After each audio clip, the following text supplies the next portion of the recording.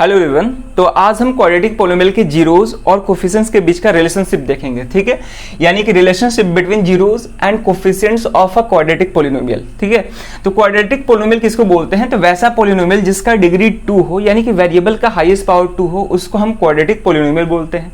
इसका general form क्या होता है? तो जनरल फॉर्म हम पढ़े हैं, जो कि होता है fx is equal to x square plus b x plus c, जहां पे ए बी सी कोई भी रियल नंबर हो सकता है, लेकिन यहाँ पे कोफिशिएंट ऑफ एक्स स्क्वायर यानी कि ए ये जीरो के इक्वल नहीं होना चाहिए, क्योंकि अगर ए जीरो के इक्वल हो जाएगा तो ये पूरा टर्म जीरो हो जाएगा। तो मेरे पास केवल क्या बचेगा? बी एक्स प्लस सी, और बी एक्स प्लस सी क्या हो जाएगा? लीनियर पोलिनोमियल हो जाएगा, क्योंकि यहाँ पे इसका डिग्री 1 है, ठीक है।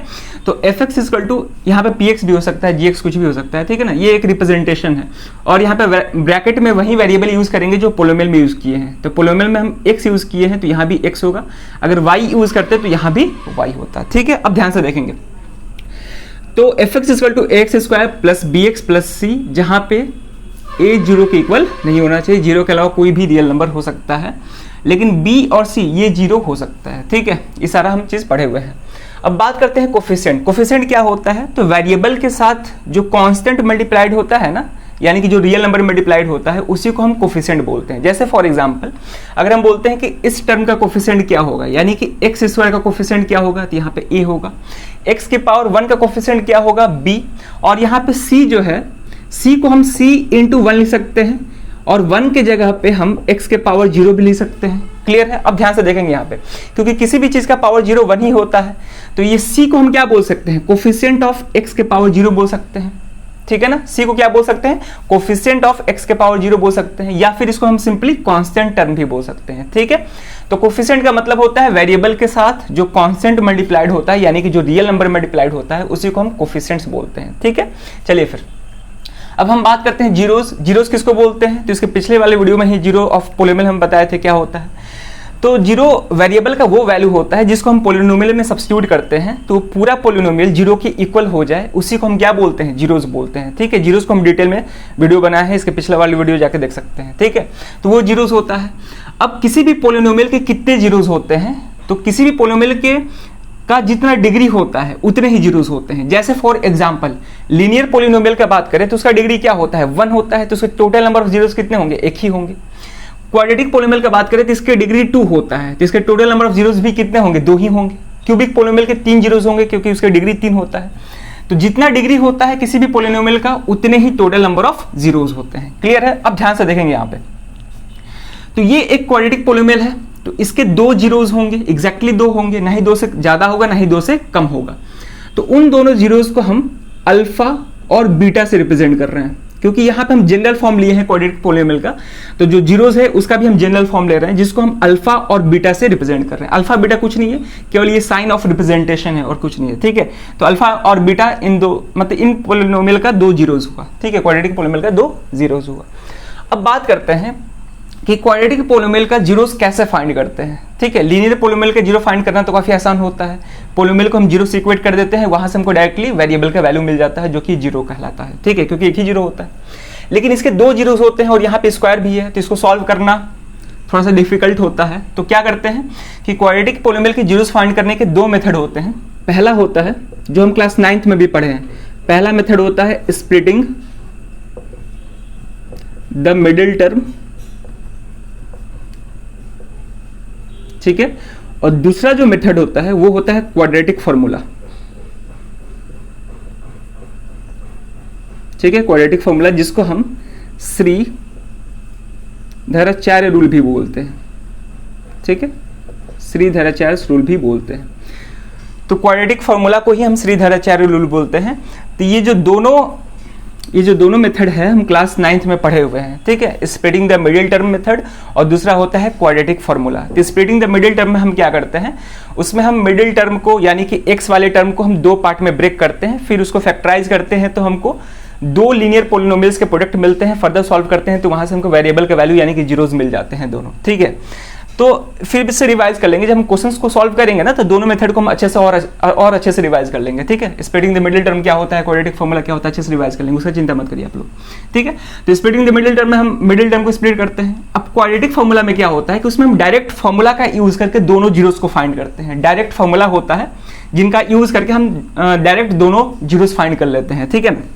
अब ध्यान से देखेंगे तो वो फॉर्मूला क्या था, वैसे याद रखेंगे कि स्प्लिटिंग द मिडिल टर्म से हम सारे क्वेश्चंस, सारे पोलिनोमियल के जीरोस फाइंड नहीं कर सकते हैं, लेकिन क्वाड्रेटिक फॉर्मूला का यूज करके हम सारे पोलिनोमियल का जीरोस फाइंड कर सकते हैं, ठीक है। वो जीरोस रियल भी हो सकता है, कॉम्प्लेक्स भी, मतलब कैसा भी जीरो आए हम इसका यूज करके फाइंड कर सकते हैं, ठीक है ना।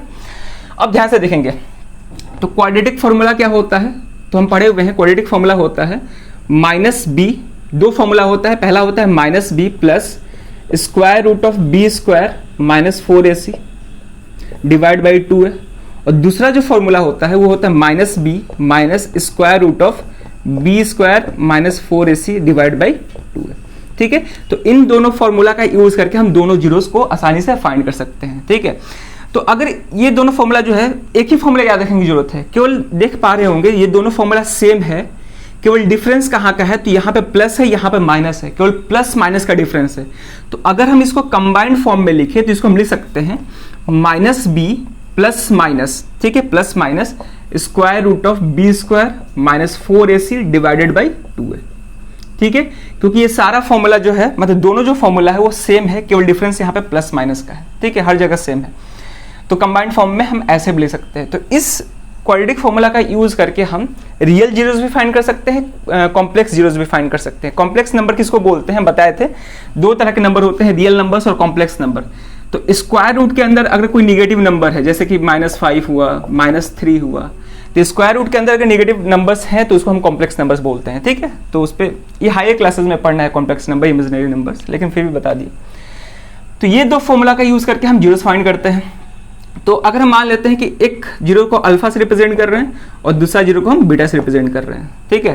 तो पहला जीरो निकालने के लिए इस फॉर्मूला का यूज करेंगे, दूसरा जीरो निकालने के लिए इस फॉर्मूला का यूज करेंगे, ठीक है। आप चाहो तो इसको बीटा, इसको अल्फा बोल सकते हो, कोई दिक्कत नहीं है, ठीक है। और कंबाइंड फॉर्म में हम ऐसे लिखते हैं, ठीक है। तो ये था क्वाड्रेटिक फॉर्मूला। अब इसी क्वाड्रेटिक फॉर्मूला का यूज करके हम रिलेशनशिप देखेंगे जीरोस और कोफिशिएंट के बीच का, ठीक है। तो पहले इतना पॉज करके इसको नोट कर लें, उसके बाद हम रिलेशनशिप देखते हैं। अब हम यहाँ पे दो रिलेशनशिप देखेंगे, ठीक है ना। किसी भी पोलिनोमियल के जितने जीरोस होते हैं उतने ही रिलेशनशिप होते हैं, ठीक है। क्वाड्रेटिक पोलिनोमियल के दो जीरोस हैं तो रिलेशनशिप भी दो ही होंगे। क्यूबिक पोलिनोमियल होता है तो उसके डिग्री मतलब जीरोस 3 होते हैं तो रिलेशनशिप भी कितने होते हैं, 3 ही होता है, ठीक है। तो उसको क्यूबिक पोलिनोमियल को बाद में देखेंगे, अभी हम क्वाड्रेटिक पोलिनोमियल का देख रहे हैं। यहाँ पे दो रिलेशनशिप्स पढ़ेंगे। तो पहला जो है वो है सम ऑफ जीरोस का, ठीक है, sum of zeros. Sum of zeros का मतलब क्या हो जाएगा, दोनों जीरोस को ऐड कर देंगे, यानी कि अल्फा प्लस बीटा, ठीक है, यही होगा सम ऑफ जीरोस। तो यहाँ पे हम इस फॉर्मूला का यूज करेंगे, क्वाड्रेटिक फॉर्मूला का। तो अल्फा को हम मान लेते हैं minus b plus square root of b square minus 4ac divide by 2 है, यानी कि प्लस वाले को हम अल्फा माने हैं, और यहाँ पे माइनस वाला जब लेंगे तो उसको बीटा मान लेंगे। Plus minus b minus square root of b square minus 4ac divide by 2 है, ठीक है। दो फॉर्मूला होता है, एक प्लस वाला एक माइनस वाला। अब ध्यान से देखेंगे यहाँ पे, अब यहाँ पे जब एलसीएम लेंगे तो यहाँ पे 2a हो जाएगा, ऊपर क्या बचेगा minus b plus square root of b square minus 4ac plus into minus minus b, ठीक है ना। यहाँ भी प्लस इंटू माइनस माइनस ही होगा, square root of b square minus 4ac। Clear है यहाँ तक। अब ध्यान से देखेंगे, ये प्लस में है और ये माइनस में है, बी स्क्वायर माइनस 4ac, ये दोनों कैंसिल हो जाएगा। क्या बचा माइनस बी, तो ये कितना हो जाएगा माइनस 2b डिवाइडेड बाई 2 है, ठीक है। यहाँ तक 2 से 2 कैंसिल, क्या आ गया माइनस बी अपॉन ए, ठीक है। अब ध्यान से देखेंगे यहाँ पे b क्या था, x का कोफिशिएंट है, और a क्या है, x स्क्वायर का कोफिशिएंट है। तो क्या हम b की जगह पे, माइनस तो रहेगा ही, b की जगह पे हम लिख सकते हैं कोफिशिएंट ऑफ x की पावर 1, या फिर कोफिशिएंट ऑफ x बोल सकते हैं इसको, ठीक है। ये हो जाएगा coefficient of x divided by a क्या है, कोफिशिएंट ऑफ x स्क्वायर, ये हो जाएगा कोफिशिएंट ऑफ x स्क्वायर, ठीक है। कोफिशिएंट को हम शॉर्ट फॉर्म में COE भी लिखते हैं, ठीक है, कोफिशिएंट ऑफ x स्क्वायर।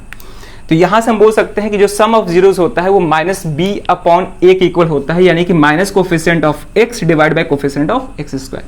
तो यहाँ पे जीरोस है और यहाँ पे कोफिशिएंट, ये कोफिशिएंट है, तो दोनों के बीच का रिलेशनशिप आ गया, ठीक है ना। ये जीरोस था और ये कोफिशिएंट था, तो दोनों के बीच का रिलेशनशिप ही फाइंड करना था, ये हमको मिल गया।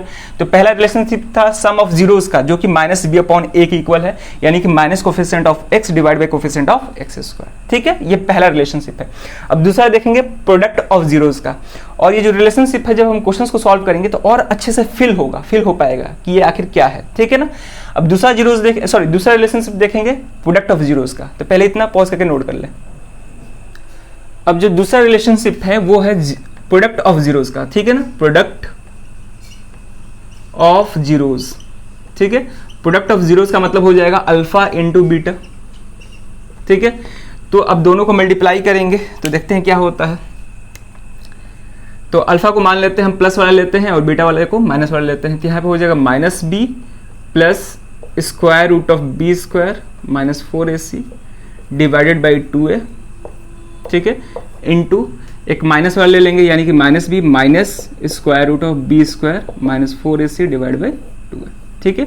फॉर्मूला सेम है, केवल प्लस माइनस का डिफरेंस है, ठीक है। अब ध्यान से देखेंगे यहाँ पे, अगर हम न्यूमरेटर का बात करें तो ये जो फॉर्म है x प्लस वाई है और ये x माइनस वाई फॉर्म का है, ठीक है। अगर ध्यान से देखें तो यहाँ पे ये x प्लस वाई फॉर्म का है और ये x माइनस वाई फॉर्म का है, ठीक है। जहां पे x के जगह पे दोनों जगह माइनस बी है और y के जगह पे क्या है, square root of b square minus 4ac। तो यहाँ भी square root of b square minus 4ac है, यहाँ भी square root of b square minus 4ac, ठीक है। तो इसीलिए x plus y x minus y form का है। तो हम पढ़े अच्छे से कि x plus y into x minus y हो, ये किसके इक्वल होता है, x square minus y square के इक्वल होता है। तो ये अलजेब्रिक फॉर्मूला का यूज करके हम इसको सॉल्व करेंगे।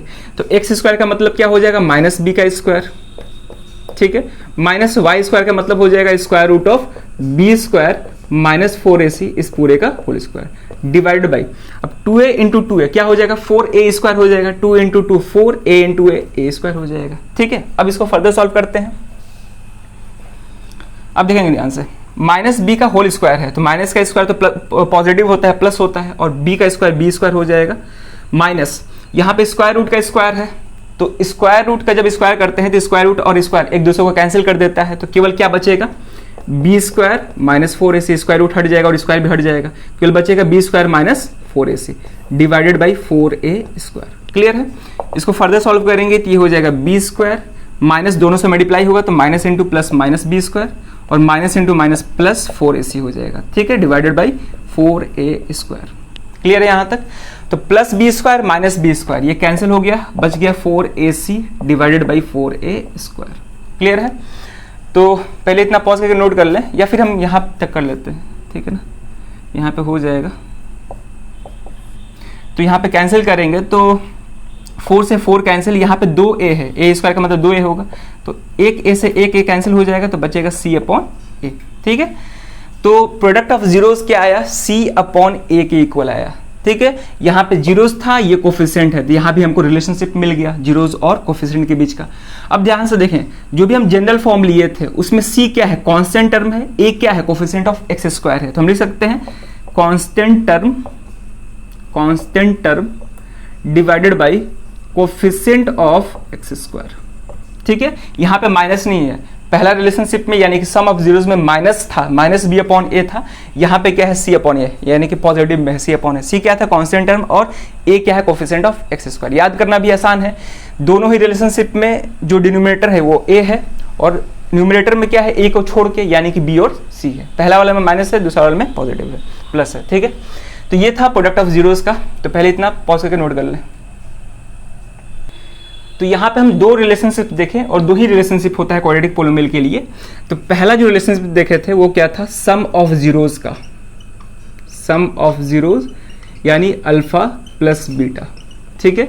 वो किसके इक्वल है, माइनस बी अपॉन ए, माइनस बी अपॉन ए, यानी कि coefficient of x divided by coefficient of x square,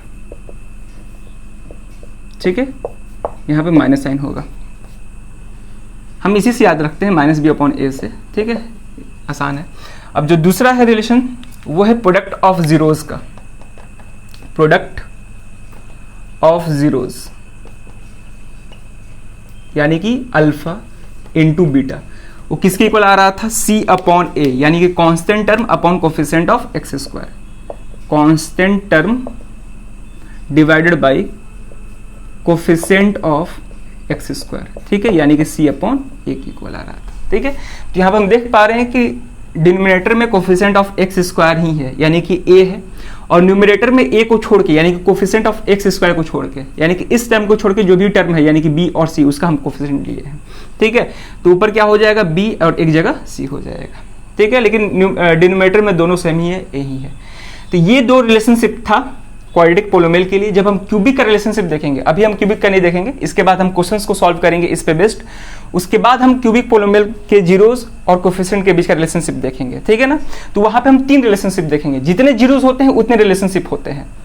जैसे अगर बाई क्वाड्रेटिक पे जाइएगा, बाई क्वाड्रेटिक हम लोग को पढ़ना नहीं है, लेकिन हायर क्लासेस में बाई क्वाड्रेटिक पे पढ़िएगा, वहां पे 4 रिलेशनशिप्स होंगे, ठीक है। तो जितने जीरोस होते हैं उतने रिलेशनशिप्स होते हैं। तो इसके 2 जीरोस थे तो रिलेशनशिप भी 2 ही है। तो पहला था -b अपॉन ए और दूसरा था प्रोडक्ट ऑफ जीरोस यानी कि c अपॉन ए। प्रूफ भी समझ में आ गया होगा, हम इस फॉर्मूला का यूज करके, क्वाड्रेटिक फॉर्मूला का यूज करके हम उसका प्रूफ किए, ठीक है, आसान था। और जो बुक में इसका प्रूफ दिया हुआ था वो फैक्टर थ्योरम का यूज करके दिया हुआ था। तो क्योंकि हम फैक्टर थ्योरम पढ़ाए नहीं है, इसलिए हम उसका यूज करके हम इसको प्रूफ नहीं किए। ये हमको आसान लगा इसलिए हम इसको इसका यूज करके प्रूफ किए।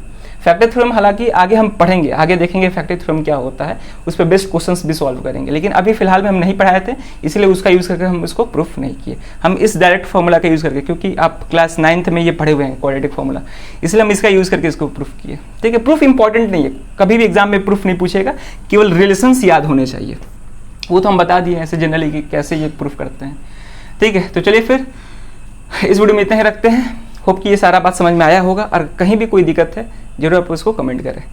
तो इस वीडियो में इतना ही रहेगा, अब मिलते हैं नेक्स्ट वीडियो में। Thank you.